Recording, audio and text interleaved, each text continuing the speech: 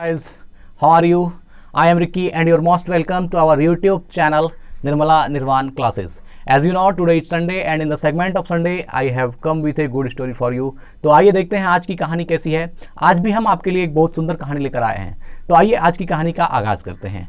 कहानी कुछ इस प्रकार है मित्र कि एक किसान होता है और किसान खेती करता है। तो किसान खेती करता ही है, तो उसमें क्या होता है, एक बहुत बड़े भूभाग पर वह खेती करता है। लेकिन खेती के दौरान क्या होती है कि जब वो फसल लगाता है, फसल जब खेत में डाल देता है बीज और खेती करना शुरू करता है, तो उसमें बहुत सारी अड़चनें आती है। अड़चनें इस प्रकार आती है कि कभी आंधी आ जाती है, कभी तूफान आ जाता है, कभी बहुत ज़्यादा बारिश हो जाता है, कभी ओले पड़ते हैं।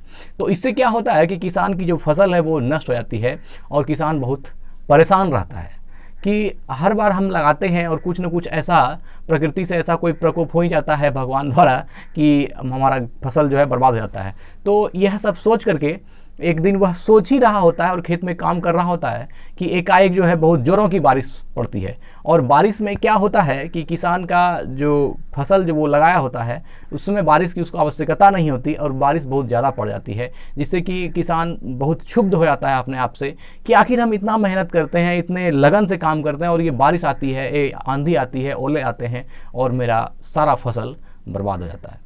तो यह सोचकर वह भगवान से मतलब ऊपर वाले से विनती करता है किसान खेत में खड़े हुए कि हे प्रभु, यह आप क्या करते हैं, हम इतना मेहनत से उगाते हैं और कभी भी इसको प्रकृति का सही जो है होना चाहिए, जिस प्रकार प्रकृति उस पर दया करनी चाहिए तो उल्टा जो है उस पर गलत ही इफेक्ट करता है और हमारा फसल बर्बाद हो जाता है।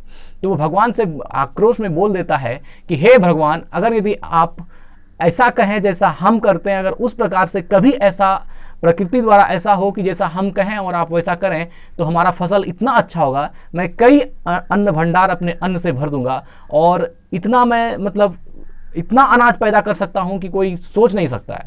लेकिन हाँ, वो तब होगा जब मौसम मेरे अनुकूल होगी, मैं जैसा कहूँगा वैसा मौसम होगा, तब फिर। भगवान उसकी आवाज़ को सुन लेता है और भगवान बोलता है अच्छा ठीक है, अगर तुमको यही चाहिए कि तुम्हारे ही अनुसार मौसम होने से अगर तुमको बहुत अच्छा फसल मिल जाएगा तो लो, मैं तुमसे कहता हूं कि तुम अगली बार जो फसल बोगे, तुम जिस चीज़ की फसल इस खेत में बोगे उसमें तुम्हारे अनुसार ही, तुम्हारे अनुकूल ही मौसम होगा। तुम अगर चाहोगे कि ओले नहीं पड़े तो नहीं पड़ेंगे, तुम चाहोगे कि आंधी नहीं आए तो नहीं आए, तुम चाहोगे कि बारिश ना हो तो बारिश ना होगी। किसान बहुत खुश होता है कि मैं अगली फसल जो लगाऊंगा वो उसके अनुसार, तो मौसम मेरे अनुसार होगा। तो फिर अगली बार जो आता है तो वो फसल चूज करता है गेहूं को, वह गेहूं का फसल बोता है और उसके वह भगवान से तो बात हो गई होती है कि जो कुछ भी होगा वो किसान के अनुसार होगा। तो किसान उसको ढंग से लगाता है और जब जिस चीज़ की आवश्यकता होती है उस समय उस चीज़ का ही वो जो है उस फसल पर डाला जाता है। जैसे मान लीजिए उसको बारिश की आवश्यकता है तो वह प्रभु से कहेगा कि प्रभु बारिश दीजिए, बारिश पड़ जाती थी। तो इस प्रकार अगर बारिश हो रही है तो वो कह बंद हो जाए तो बंद हो जाए, मतलब चूंकि पूरा अनुरूप, पूरा प्रकृति जो है उसके हाथों से हैंडल होने लगी।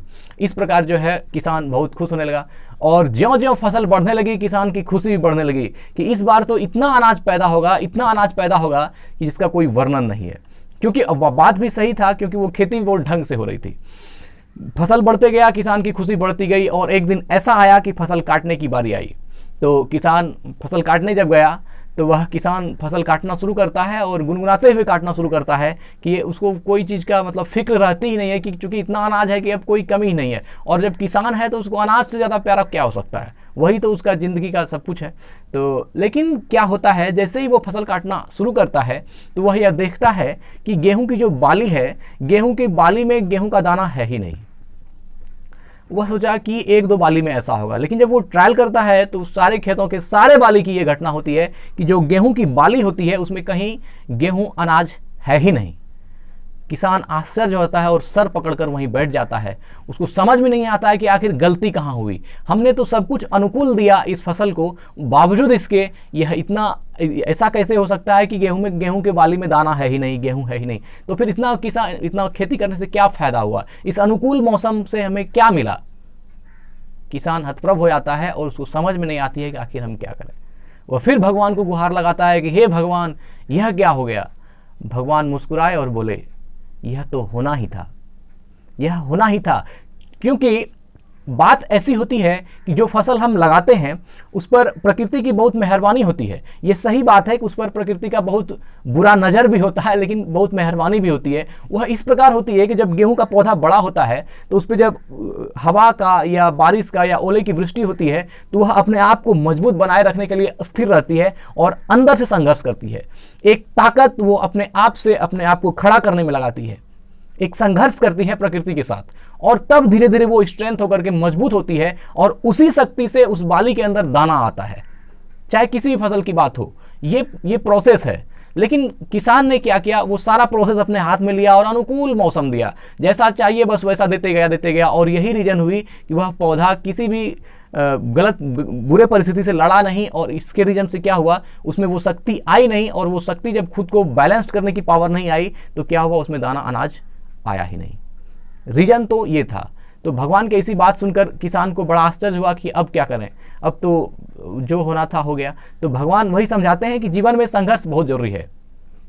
अगर तुम उस पौधे को प्रकृति के अनुरूप छोड़ते तो वह ओला से, हवा से, आंधी से, तूफान से, हर चीज से जूझता, और उसके बाद वह स्ट्रेंथ के साथ, मजबूती के साथ स्थिर रहता, और तब उसमें जो प्रोसेस है उसके अनुसार उसमें फल आती, और फिर तुम काटते तो वहाँ गेहूं मिलता। लेकिन तुमने तो सब कुछ अपने अनुकूल बना लिया, अपने परिस्थिति को अपने अनुकूल बना लिया। इससे क्या हो गई, वो संघर्ष की शक्ति खत्म हो गई और उससे अनाज में बाली आई ही नहीं। तो ये छोटी सी कहानी कैसी लगी, और यह कहानी, ये सबसे बड़ा इस कहानी से सीख यह मिलती है कि आदमी को ज़िंदगी में संघर्ष करना सीखना चाहिए। हमेशा परिस्थिति से लड़ना सीखना चाहिए। परिस्थिति से लड़ने की जो कैपेसिटी होती है, जिसमें जितनी ज़्यादा होती है, जितने शांति से जो उस चीज़ को सहन करने में कैपेसिटी जिसकी ज़्यादा होती है, वह उतना ही सफल और उतना ही अनुभवी होता है, उतना ही एक्सपीरियंस होता है। और कहा भी गया है, the struggle of life is one of your greatest blessing. जीवन में संघर्ष हमारा सबसे बड़ा आशीर्वाद है। It make us very sensitive, positive and very patient and sensitive। मतलब यह हमें धैर्यवान, गॉड लाइक, यह हमें धैर्यवान बनाती है, यह हमें संघर्षशील बनाती है और ईश्वरीय बनाती है। It teaches us that although the world is full of suffering, यह पूरी दुनिया, यह पूरा संसार हमें सिखाता है कि यद्यपि संसार में दुख ही दुख है और यह दुख से ही भरा हुआ है, but it is also full of the overcoming of it. लेकिन यह इस संसार में विजय पाने वालों से भी भरा हुआ है।